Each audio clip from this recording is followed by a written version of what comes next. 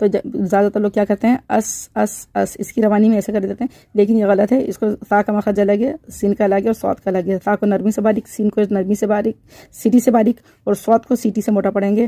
اس کی ادائیگی کیا ہوگی؟ اس، اس میں زبان باہر آئے گی اس، اس میں زبان منہ کے اندر رہے گی اس اس اس، اور اس میں بھی زبان منہ کے اندر ہی رہے گی لیکن سیٹی بھر کے نکلے گی، منہ بھر کے نکلے گی، سیٹی کے ساتھ منہ بھر کے نکلے گی۔ اس اس اس اس اس اس اس اس، اس میں زبان باہر نکال کے پڑھیں اس اس اس، اس میں زبان منہ کے اندر رکھ کے پڑھیں اس اس اس، اس کو سیٹی سے باریک کرنا ہے سیٹی کے ساتھ، اور اس اس، اس کو بھی منہ کے اندر زبان رکھنی ہے اور موٹا کر کے پڑھنا ہے اس اس میں جوف بنے گا ایسے کر کے اس، اور اس میں کیا ہے اس میں زبان، اس میں منہ ایسے کر کے کھلے گا اس، اور اس میں کیا ہوگا؟ ہماری زبان جو ہے دانتوں میں دبے گی اس طرح کر کے اس طریقے سے، تو اس میں زیادہ ہے کہ انشاءاللہ صحیح آ جائے گی۔ السلام علیکم۔